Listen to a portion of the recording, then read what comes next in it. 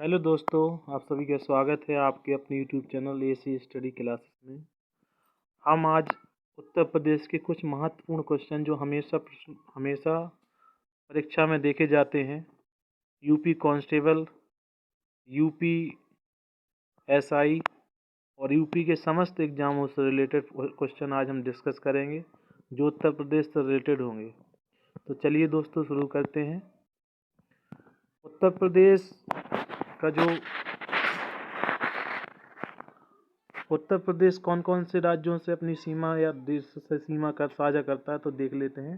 तो यहाँ है, पश्चिम में है, हरियाणा से साझा करता है, और यहाँ हिमाचल प्रदेश से, इधर उत्तराखंड से, यहाँ किस देश से तो ये नेपाल से, बिहार राज्य से, झारखंड से, मध्य प्रदेश से, और यहाँ राजस्थान से, और यहाँ दिल्ली केंद्र शासित प्रदेश दिल्ली से। तो नेपाल से देख लेते हैं, बहुत इंपॉर्टेंट है कौन कौन से राज्य जो नेपाल या कौन कौन से अपने ज़िले हैं जो नेपाल से सीमा साझा करते हैं। तो पहला ज़िला आता है पीलीभीत। पीलीभीत जो है नेपाल से सीमा साझा करता है। अगला है लखीमपुर खीरी, फिर है बहराइच, श्रावस्ती, बलरामपुर, सिद्धार्थनगर, महाराजगंज। तो ये किससे सीमा साझा करते हैं तो ये करते हैं नेपाल से। देश नेपाल से सीमा साझा करते हैं उत्तर प्रदेश के ज़िले। अगला क्वेश्चन देख लेते हैं जो बहुत ही महत्वपूर्ण क्वेश्चन है कि 1936 में लखनऊ में आयोजित भारतीय राष्ट्रीय के अध्यक्ष कौन थे।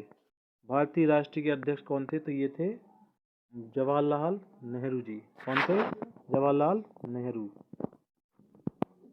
अगला क्वेश्चन है, निम्न में से कौन बाबा फरीद के शिष्य थे। बहुत इंपॉर्टेंट क्वेश्चन है, ऐसे पूछा जा सकता है।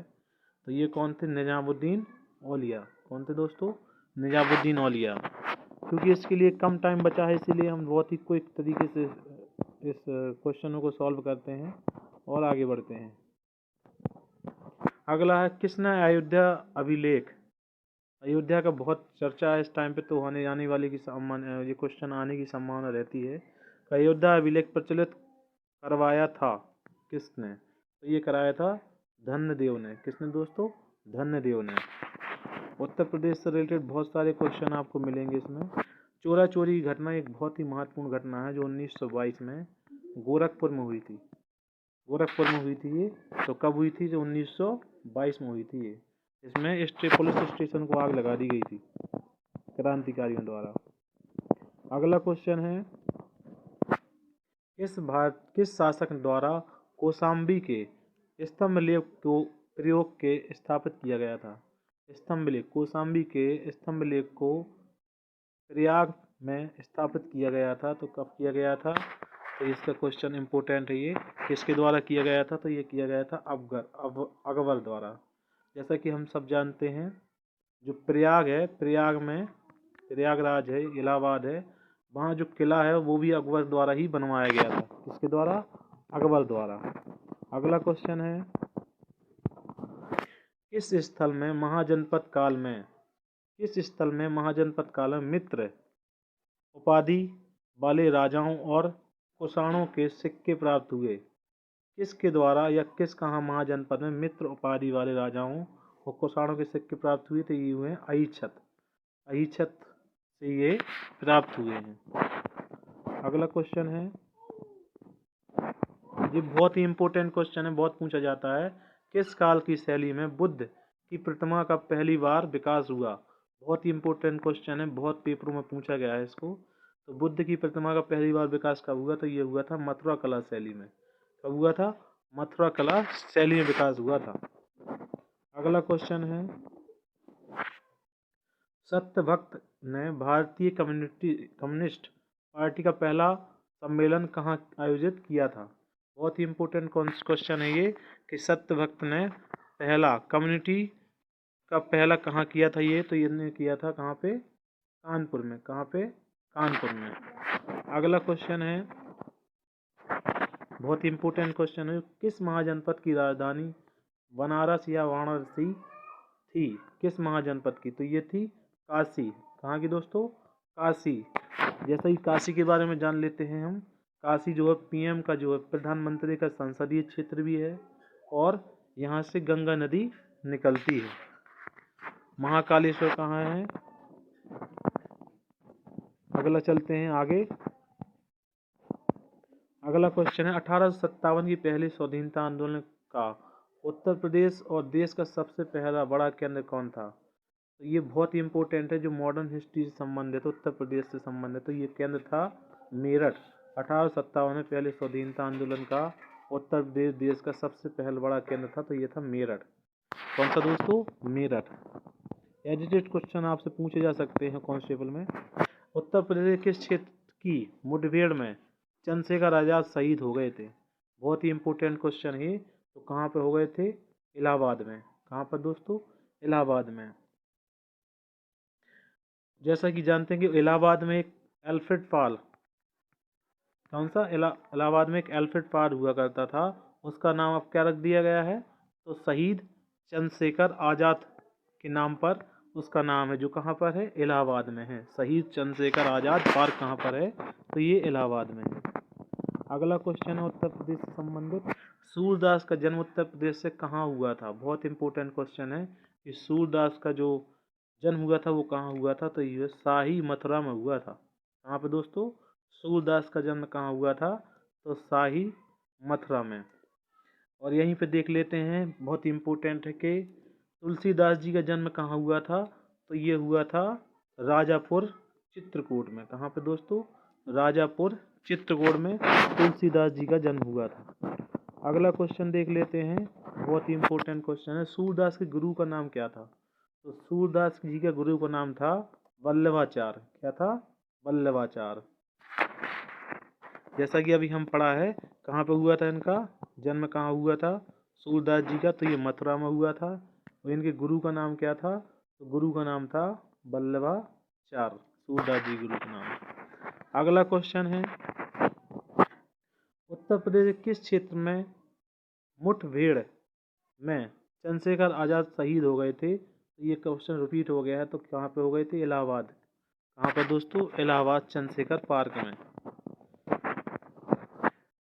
1942 ईस्वी में भारत छोड़ो आंदोलन के समय उत्तर प्रदेश किस शहरों में राष्ट्रीय सरकार की स्थापना की गई थी? बहुत ही इम्पोर्टेंट क्वेश्चन है ये। राजा थे एक, जो जिसके द्वारा कहाँ पे पहली बार भारत छोड़ो आंदोलन के समय उत्तर प्रदेश किस शहर में राष्ट्रीय सरकार की स्थापना की गई थी 1942 में? तो ये बलिया में की गई थी दोस्तों। कहाँ पे दोस्तों? ये बलिया में, चिट्टू पांडे द्वारा बलिया में की गई थी। अगला क्वेश्चन है, भगवान बुद्ध ने ज्ञान प्राप्ति के उपरांत पहला उपदेश कहाँ दिया था? भगवान बुद्ध, बहुत ही इम्पोर्टेंट क्वेश्चन है बुद्ध के बारे में। उत्तर प्रदेश को बुद्ध का पालना भी कहा जाता है। बहुत ही इम्पोर्टेंट है कि बुद्ध का पालना किस राज्य को कहते हैं? तो उत्तर प्रदेश को बुद्ध का पालना भी कहते हैं। किसको? यूपी को। भगवान बुद्ध ने ज्ञान प्राप्ति के उपरांत पहला उपदेश कहाँ दिया था? तो ये दिया था सारनाथ में। कहाँ पे दोस्तों? सारनाथ में। जिसे क्या कहा गया था? धर्म चक्र परिवर्तन कहा गया था। क्या कहा गया था? धर्म चक्र परिवर्तन। और ये कहाँ पे दिया गया था? बुद्ध जी के द्वारा। तो ये दिया गया था सारनाथ में। अगला क्वेश्चन है,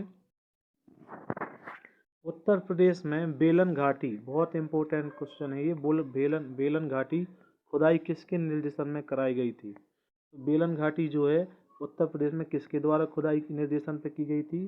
तो ये की गई थी J.R. शर्मा के द्वारा। किसके दोस्तों? G.R. शर्मा के द्वारा। अगला क्वेश्चन 18वें नंबर का है कि राज्य के विकास स्थल में गुप्तकालीन यमुना की एक मूर्ति प्राप्त हुई थी। गुप्तकालीन यमुना की एक मूर्ति प्राप्त हुई थी। ये कहाँ से हुई थी? तो ये अहिछत से हुई थी प्राप्त। कहाँ से दोस्तों? अहिछत से। अगला क्वेश्चन है, आपसे यूपी कांस्टेबल में एज इट इज क्वेश्चन ही पूछे जाते हैं।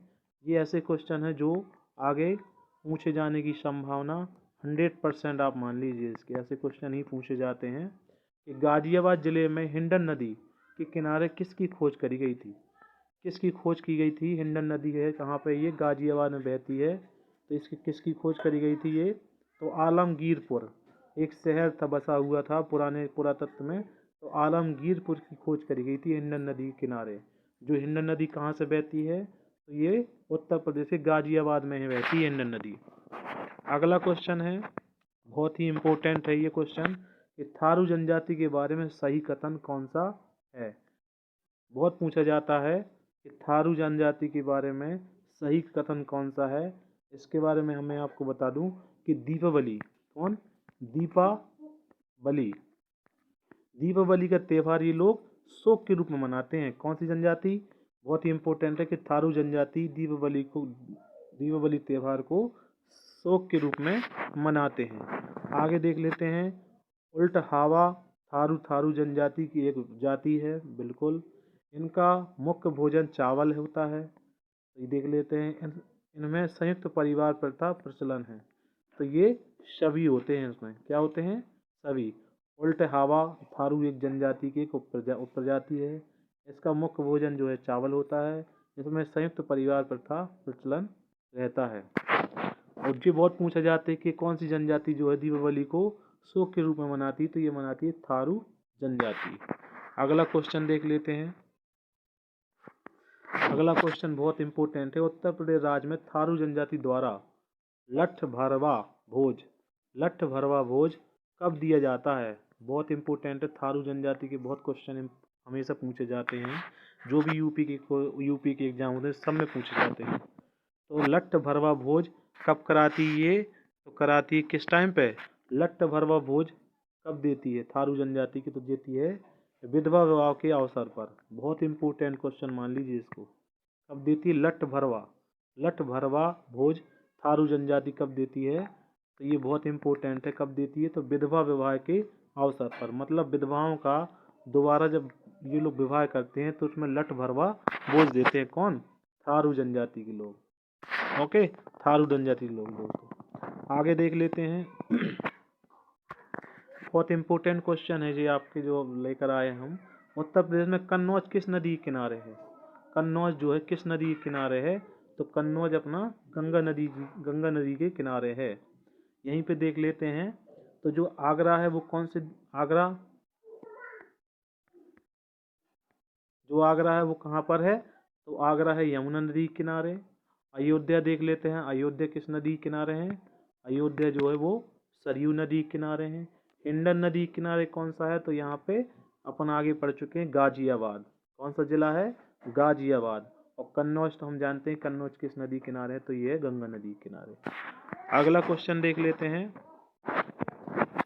उत्तर प्रदेश में पुरापाषाण कालीन सभ्यता में अधिकतर उपकरण बनाए गए थे किसके, तो किस चीज़ की जो है उपकरण पुरातत्वकालीन में बनाए गए थे। तो जिस सबको ही जानता है ज़्यादातर कि ज़्यादातर क्या वहाँ पे जब उस टाइम पे कुछ चलता नहीं था तो क्वाटाजाइट पत्थरों से ही वो है औजार बनाया करते थे अपने। किससे, क्वाटाजाइट पत्थरों से। अगला क्वेश्चन है, बाघों का शहर नाम से राज्य का कौन सा शहर प्रसिद्ध है। बाघों, बहुत ही इम्पोर्टेंट है। बाघों का शहर या नवाबों का शहर भी कहा जाता है इसको। नवाबों का शहर इसको कहते हैं। तो कौन सा शहर है, लखनऊ। कौन सा दोस्तों, लखनऊ। लखनऊ जो है, और अपन पढ़ के आए हैं अभी कि 1957 की क्रांति, 1997 का क्रांति का मुख्य जो केंद्र था वो क्या था, मेरठ। कौन सा दोस्तों, मेरठ रहा था। अगला क्वेश्चन है,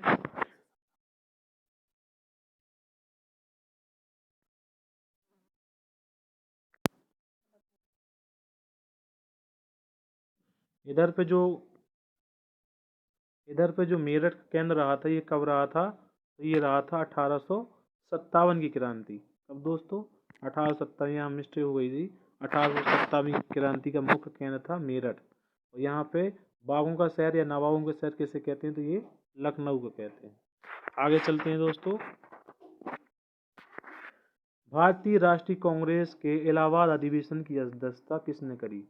इसकी अध्यक्षता किसने करी थी, इलाहाबाद की। बहुत ही इम्पोर्टेंट है ये। तो ये थे जॉर्ज यूले। कौन थे दोस्तों, जॉर्ज यूले जो थे। और कानपुर में किसने अध्यक्षता करी थी 1925 में, तो कानपुर में करी थी सरोजनी नायडू जी ने। किसने दोस्तों, सरोजनी नायडू जी ने। यहाँ पूछा गया भारतीय राष्ट्रीय कांग्रेस की इलाहाबाद अधिवेशन की अध्यक्षता किसने करी थी, तो ये करी थी जॉर्ज यूले ने। अगला क्वेश्चन है बहुत इम्पोर्टेंट, उत्तर प्रदेश में इलाहाबाद विश्वविद्यालय की स्थापना कब की गई थी। बहुत इम्पोर्टेंट है, इलाहाबाद विश्वविद्यालय की स्थापना कब करी गई थी, तो ये करी गई थी 1887 में। कब दोस्तों, 1887 में। अगला क्वेश्चन है राज्य में काशी विद्यापीठ की स्थापित कब हुआ था। काशी विद्यापीठ की स्थापना कब करी गई थी, तो 1921 में की गई थी। कब की गई थी, 1921 में। अगला क्वेश्चन है उत्तर प्रदेश में बहावी आंदोलन, बहुत इंपॉर्टेंट कि बहावी आंदोलन बहुत पूछा जाता है, इसको आप इंपॉर्टेंट मान लीजिए कि बहावी आंदोलन के संस्थापक कौन थे, तो ये सर सैयद अहमद खां, ये रायबरेली से संबंधित थे। बहावी आंदोलन को बहुत इन्होंने बल दिया है। ये कहाँ के थे, सर सैयद अहमद खां, बरेली। कहाँ के दोस्तों, बरेली से थे। अगला क्वेश्चन है सारनाथ में धर्मराज का स्तूप का निर्माण किसके शासनकाल में हुआ। धर्मराज के स्तूप का शासनकाल में कराया गया, तो ये कराया गया था अशोक के काल में। कौन से काल में, अशोक किस धर्म को मानते थे, तो ये बौद्ध धर्म को मानते थे। किसको, बौद्ध धर्म को।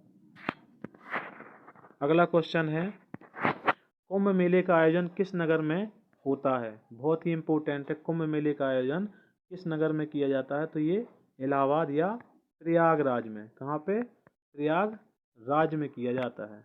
वर्तमान नाम है इलाहाबाद का, प्रयागराज में। 12 वर्ष बाद होता है ये, बहुत इंपॉर्टेंट है कि कुंभ का आयोजन कब होता, कितने वर्ष बाद होता है, तो 12 वर्ष बाद। और 6 वर्ष में क्या होती है, तो ये कुंभी मेला लगता है इसमें। और माघ मेला प्रतिवर्ष इलाहाबाद में या प्रयागराज में लगाया जाता है। अगला क्वेश्चन है राज्य में कहाँ नैमिषारण तीर्थ स्थल स्थित है। बहुत इंपॉर्टेंट है ये, नैमिषारण तीर्थ स्थल कहाँ पर है ये, तो कहाँ पर, ये सीतापुर में है। कहाँ पे दोस्तों, सीतापुर में नैमिषारण तीर्थ स्थल है। अगला क्वेश्चन है उत्तर प्रदेश में जैन व बौद्ध दोनों धर्मों का प्रसिद्ध तीर्थ स्थल कहाँ पर है। जैन और बौद्ध धर्म का दोनों का तीर्थ स्थल कहाँ पर है, तो ये कहाँ पर है, कौशाम्बी में है दोस्तों। कहाँ पे, कौशाम्बी, इलाहाबाद के पास कौशाम्बी में जैन और बौद्ध दोनों धर्म का तीर्थ स्थल है। अगला क्वेश्चन है किस स्थान से अशोक स्तंभ हरिसेन द्वारा रचित समुद्रगुप्त का प्रसिद्ध लेख प्राप्त हुआ है, प्रसिद्धि लेख प्राप्त हुआ है, तो ये कहाँ से हुआ है दोस्तों, तो ये हुआ है प्रयागराज से। कहाँ से दोस्तों, प्रयागराज या इलाहाबाद से हुआ है। अगला क्वेश्चन है कुशीनगर किसकी राजधानी थी। बहुत इंपॉर्टेंट है, पूछा जाता है कुशीनगर किसकी थी, तो ये मल्लों की राजधानी थी। कुशीनगर किसकी, कुशीनगर मल्लों की राजधानी थी।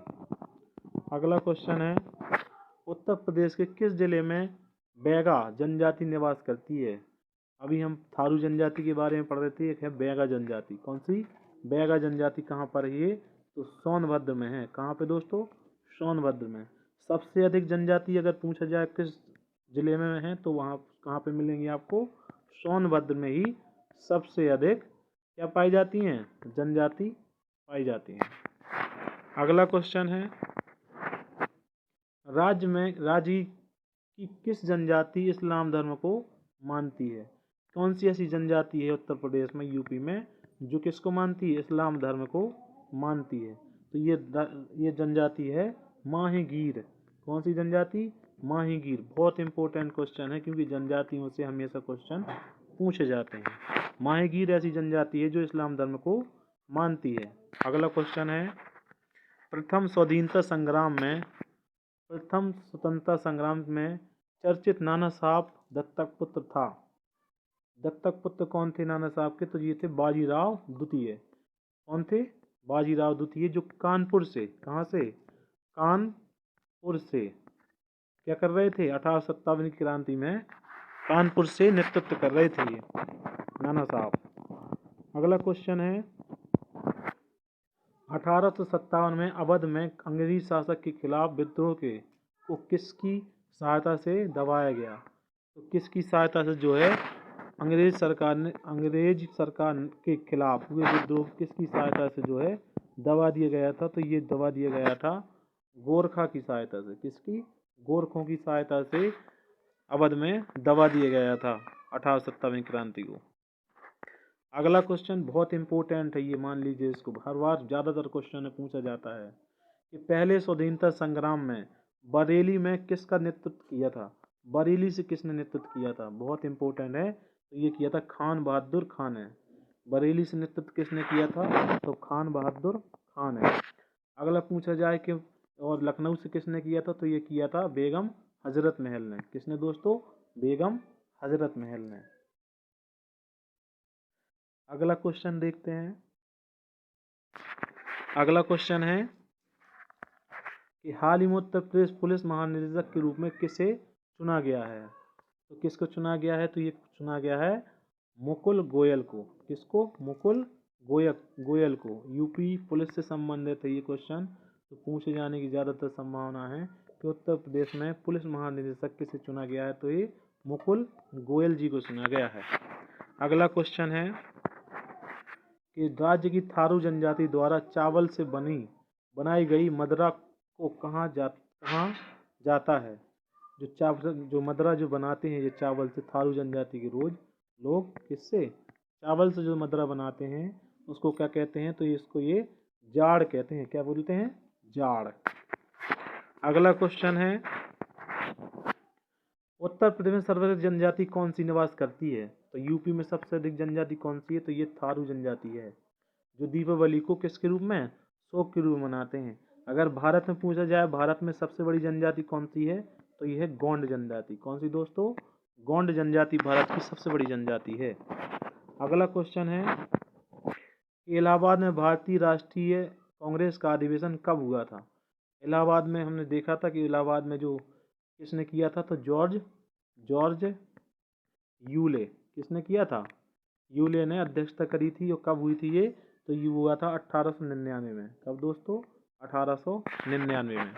अगला क्वेश्चन है कांग्रेस व मुस्लिम लीग का एक साथ अधिवेशन लखनऊ में कब हुआ था?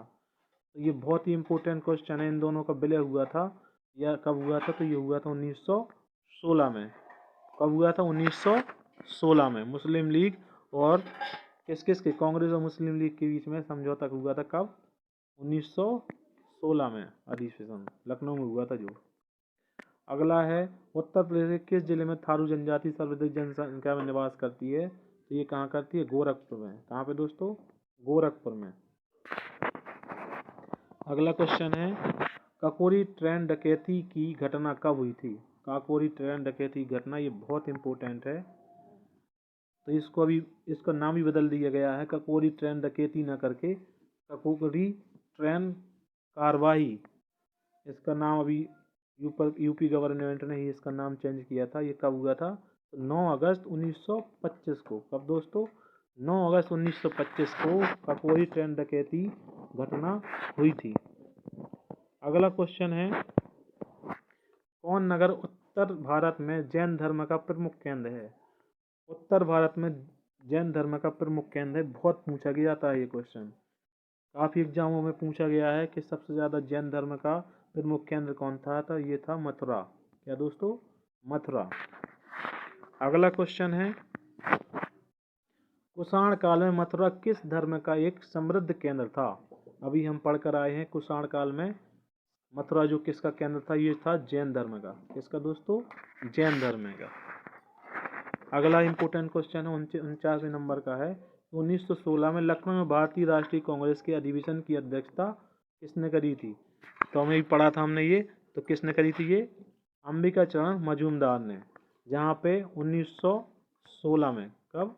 1916 में मुस्लिम लीग और कांग्रेस के बीच, किसके बीच?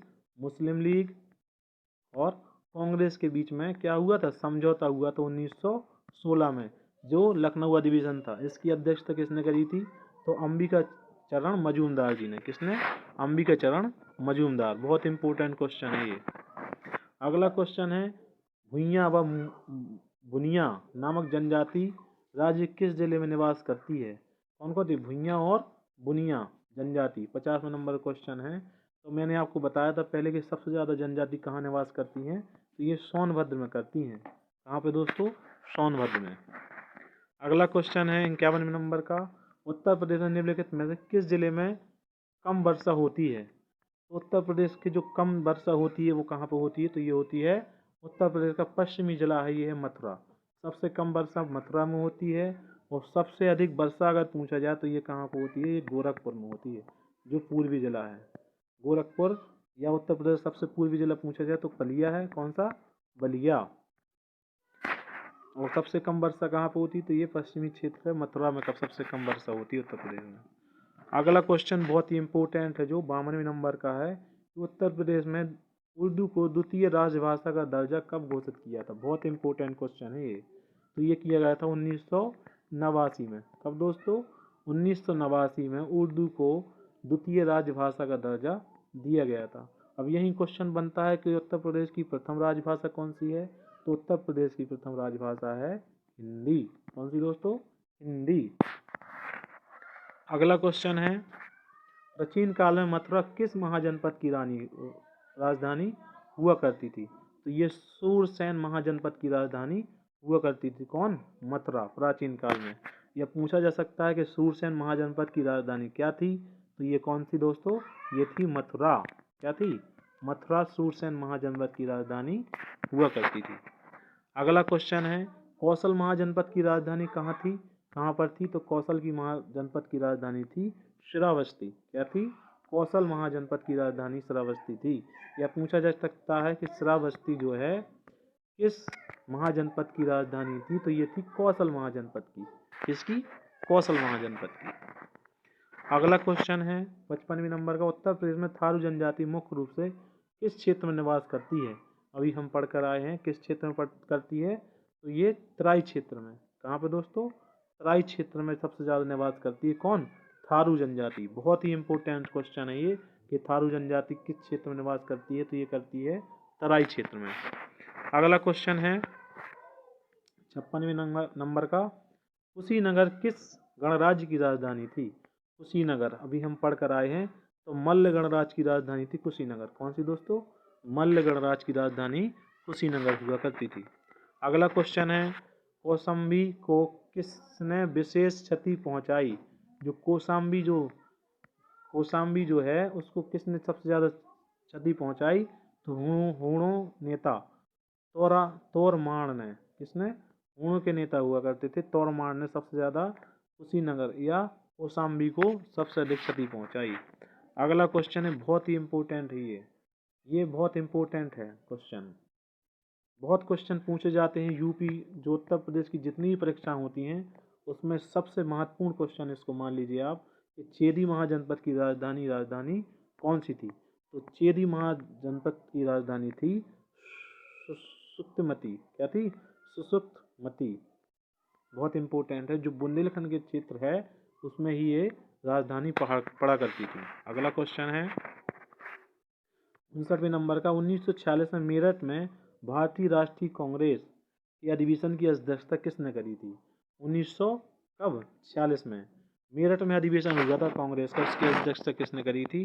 तो ये करी थी आचार्य JB कृपलानी जी ने। किसने दोस्तों? आचार्य JB कृपलानी जी ने 1946 में मेरठ में कांग्रेस की अध्यक्षता करी थी JB कृपलानी ने। अगला क्वेश्चन है, हर्षवर्धन के समय कन्नौज किस नाम से जाना जाता था? बहुत इंपॉर्टेंट क्वेश्चन है ये, बहुत इंपॉर्टेंट है, बहुत पूछा जाता है। और मैं आपको बता दूं कि ये 100% आने वाले क्वेश्चन हैं आपसे यूपी कांस्टेबल UPSI में। हर्षवर्धन के समय कन्नौज को किस नाम से जाना जाता था? नगर महोदय श्री से नाम से जाना जाता था। नगर महोदय श्री के नाम से जाना जाता था। अगला क्वेश्चन है, मथुरा के आसपास के क्षेत्रों को किस राज्य के नाम से जाना जाता है? मथुरा का जो आसपास का क्षेत्र है मथुरा का, उसको किस नाम से जाना जाता है? तो सूरसेन के नाम से जाना जाता है, क्योंकि सूरसेन की राजधानी कौन हुआ करती थी? वो हुआ करती थी मथुरा। और जैन का प्रमुख केंद्र थी, जैन धर्म का प्रमुख केंद्र थी मथुरा। अगला क्वेश्चन है, भारत छोड़ो आंदोलन के समय उत्तर प्रदेश बलिया शहर में राष्ट्रीय सरकार की स्थापना कब की गई थी? मैंने अभी आपको बताया था कि किसने करी थी, कब की गई थी ये। तो ये करी गई थी 1942 में किसके द्वारा? चित्तू पांडे के द्वारा बलिया शहर में। कहाँ पे? बलिया शहर में राष्ट्रीय सरकार की स्थापना करी गई थी चित्तू पांडे द्वारा 1942 में। अगला क्वेश्चन है 63 नंबर का कि अकबर के प्रधानमंत्री टोडरमल का जन्म उत्तर प्रदेश किस शहर में हुआ है? अकबर के प्रधानमंत्री हुआ करते थे टोडरमल, उत्तर प्रदेश कहाँ पे इनका जन्म हुआ है? तो ये हुआ है सीतापुर में। कहाँ पे दोस्तों? सीतापुर में। अगला क्वेश्चन है अकबरनामा या आईने अकबरी की रचना किसके द्वारा की गई? बहुत ही इंपॉर्टेंट क्वेश्चन है, बहुत पूछा जाता है कि आईने अकबरी की जो है आप क्या बताइए रचनाकार या रचनाकार किसके द्वारा की गई है? तो ये की गई है अबुल फजल द्वारा। किसके द्वारा? अबुल फजल द्वारा। अगला क्वेश्चन है 65वें नंबर का भारत छोड़ो आंदोलन के समय उत्तर प्रदेश के बलिया शहर में राष्ट्रीय सरकार की स्थापना कब की गई थी? अभी मैं पढ़ा के आया हूँ आपको, दोबारा रिपीट हो गया है। 1942 में करी गई थी। कहाँ पे? बलिया। अगला क्वेश्चन है, ये भी बहुत इंपॉर्टेंट क्वेश्चन है, साकेत अयोध्या किस महाजनपद की राजधानी थी? अयोध्या का पुराना नाम पूछा जाता है कि अयोध्या का पूर्व नाम क्या था? तो अयोध्या का पूर्व नाम था साकेत नगरी। क्या था? साकेत नगरी। अयोध्या का पूर्व नाम था साकेत नगरी। और इसकी महाजनपद की राजधानी क्या थी? तो ये थी कौशल। क्या थी? कौशल। पूछा कहा भी जाता है कौशल नरेश, राम जी कहाँ के थे? तो कौशल नरेश थे। पूछा जाता, कहा जाता है ऐसा। तो आपसे अगर क्वेश्चन बनता है अयोध्या किस महाजनपद की राजधानी? तो ये थी कौशल की। अगला क्वेश्चन है सत्यभक्त ने भारतीय कम्युनिस्ट पार्टी का पहला सम्मेलन कहाँ आयोजित किया था? ये किया था कहाँ पे? कानपुर में। कहाँ पे दोस्तों? कानपुर में किया गया था। अगला क्वेश्चन है प्राचीन काल में सूरसेन महाजनपद की राजधानी कहाँ हुआ करती थी? मैं आपको पढ़ा चुका हूँ कि सूरसेन महाजनपद की राजधानी क्या हुआ करती थी? मथुरा हुआ करती थी। अगला क्वेश्चन है भारतीय कम्युनिस्ट पार्टी प्रथम सम्मेलन कहाँ हुआ था और कब हुआ था? 1925 में हुआ था कानपुर में। कहाँ पे? 1925 में कानपुर में। अशोक का 14वां बृहद शिलालेख प्राप्त हुआ है कहाँ से? अशोक का 14वां बृहद शिलालेख प्राप्त होता है कहाँ से? तो ये होता है कहाँ से दोस्तों? कलासी में। कहाँ से? कलासी से प्राप्त होता है। अगला क्वेश्चन है कि 1925 ईस्वी में उत्तर प्रदेश किस शहर में भारतीय राष्ट्रीय कांग्रेस का अधिवेशन हुआ था? मैंने आपको बताया था कि जो कहाँ पर हुआ था 1925 में, तो ये कहाँ पे? कानपुर में हुआ था। और इसकी अध्यक्षता किसने करी थी? सरोजनी नायडू ने। किसने? सरोजनी नायडू ने इसकी अध्यक्षता करी थी। 1925 में कानपुर में हुआ था ये। अगला क्वेश्चन है किस वकील ने काकोरी ट्रेन डकैती के अभियुक्तों को निःशुल्क पैरवी की थी? मतलब जो इसके काकोरी ट्रेन डकैती में जो अशफाक उल्लाह जी लोग थे, इसमें मुफ्त में निःशुल्क पैरवी करी थी। वकील कौन थे? तो ये थे चंद्रभानु गुप्ता। इन्होंने काकोरी डकैत के जो लोग थे उनकी निःशुल्क पैरवी करी थी, चंद्रभानु गुप्ता। अगला क्वेश्चन है अंग्रेजी गवर्नर लॉर्ड डलहौजी की विलय नीति में उत्तर प्रदेश की कौन सी रियासत अंग्रेजी सरकार के अधीन नहीं थी? बहुत ही इंपॉर्टेंट क्वेश्चन है ये कि डलहौजी की जो क्या थी विलय नीति थी, उसमें कौन सा जो है उत्तर प्रदेश कौन सी रियासत अंग्रेजी सरकार के अधीन नहीं थी? तो ये कानपुर नहीं थी भाई। नाना साहब यहाँ से नेतृत्व कर रहे थे कानपुर से। और झांसी से कौन? तो महारानी लक्ष्मीबाई। कौन कर रहे थे? महारानी लक्ष्मीबाई। अगला क्वेश्चन है निम्न में से किस स्थान की तीर्थ यात्रा अशोक ने की? तीर्थ यात्रा कहाँ पे अशोक ने करी थी? तो ये सब जगह गए थे। ये लुम्बिनी कपिलवस्तु भी गए थे, सारनाथ श्रावस्ती भी, गया कुशीनगर भी गए थे। उपयुक्त सभी इन्होंने सभी शहरों की क्या करी? तीर्थ यात्रा करी अशोक ने। क्योंकि ये किसको धर्म को मानते थे? ये बौद्ध धर्म को बहुत माना करते थे, बौद्ध धर्म को। अगला क्वेश्चन है कौशाम्बी किस महाजनपद की राजधानी थी? मैं आपको भी पढ़ा चुका हूँ। तो कौशाम्बी कहाँ की थी? तो वत्स महाजनपद की राजधानी हुआ करती थी कौशाम्बी। अगला क्वेश्चन है मोहम्मद गोरी के समय कन्नौज का शासक कौन था? मोहम्मद गोरी जब था तो कन्नौज का शासन जयचंद के हाथ में था। किसके? जयचंद के हाथ में। फिर इससे इसको लड़ाई लड़के फिर छीन लिया था। अगला क्वेश्चन है लॉर्ड डलहौजी की विलय नीति के कारण अवध को ब्रिटिश शासन में कब मिला लिया गया था? जो अवध था, जो अवध का क्षेत्र था, उसको कब मिला लिया गया था? तो ये मिला लिया गया था 1856 में। कब दोस्तों? सॉरी 1856 में विलय नीति के कारण डलहौजी की जो विलय नीति लाई थी उसको अवध को कब मिला लिया गया था? तो 1856 में। अगला क्वेश्चन है, किस जिले में अनुसूचित जनजाति का सर्वाधिक प्रतिशत है? अनुसूचित जनजाति मतलब एससी का सबसे अधिक प्रतिशत किस क्षेत्र में है? तो ये कहाँ पे है? लखीमपुर खीरी में है। लखीमपुर खीरी में। यहीं पे क्या है? एक दुधवा नेशनल पार्क है जो लखीमपुर खीरी का सबसे बड़ा नेशनल पार्क है। टाइगर के लिए बहुत ज़्यादा प्रसिद्ध दुधवा नेशनल पार्क कहाँ पे है? लखीमपुर खीरी में। अगला क्वेश्चन है, उत्तर प्रदेश किस जिले में न्यूनतम अनुसूचित जनजाति है? किस जिले में सबसे कम है? तो ये कहाँ पे है? चित्रकूट में। कहाँ पे? चित्रकूट में सबसे कम अनुसूचित जनजाति अनुसूचित जाति पाई जाती है। अगला क्वेश्चन है 81 नंबर का, कि काशी का उल्लेख सर्वप्रथम किस में मिलता है? बहुत ही इम्पोर्टेंट क्वेश्चन है कि काशी जो बनारस शहर है उसका उल्लेख सर्वप्रथम कहाँ मिलता है? तो ये अथर्ववेद में मिलता है। कहाँ पे दोस्तों? अथर्ववेद में। अगला क्वेश्चन है, कबीरदास का जन्म उत्तर प्रदेश किस शहर में हुआ था? कबीरदास जी का जन्म उत्तर प्रदेश किस शहर में हुआ था? तो ये बनारस में हुआ था। यहाँ पर हुआ था? वाराणसी है बनारस में। कबीरदास व रैदास के गुरु शिष्य थे। कबीरदास व रैदास किस गुरु के शिष्य थे? तो किस गुरु के शिष्य थे ये? तो ये रामानंद के थे। किसके? रामानंद के। रैदास की एक कहानी बहुत पूछी जाती है कि प्रभु जी तुम चंदन हम पानी, जाके अंग अंग सपानी। ये बहुत पूछा जाता है। अभी वीडियो के एग्जाम में भी इस क्वेश्चन को पूछा गया था। तो ये किसकी कृति है? रैदास जी की ये कृति है। अगला क्वेश्चन है, उत्तर प्रदेश के इलाहाबाद शहर का वह पार्क जहाँ चंद्रशेखर आजाद, आ गया वही क्वेश्चन आपसे मैं बोला गया था, अंग्रेजों से संघर्ष करते हुए शहीद हो गए थे, उस पार्क का नाम क्या था? तो उस पार्क का था अल्फ्रेड पार्क। क्या नाम था? Alfred park. जो वर्तमान में क्या नाम रख दिया गया है? जहाँ पे चंद्रशेखर जी आज शहीद हुए थे उसका नाम है चंद्रशेखर आजाद पार्क रख दिया गया है, अल्फ्रेड पार्क का नाम। अगला क्वेश्चन है, और कहाँ पे अल्फ्रेड पार्क? तो इलाहाबाद में है।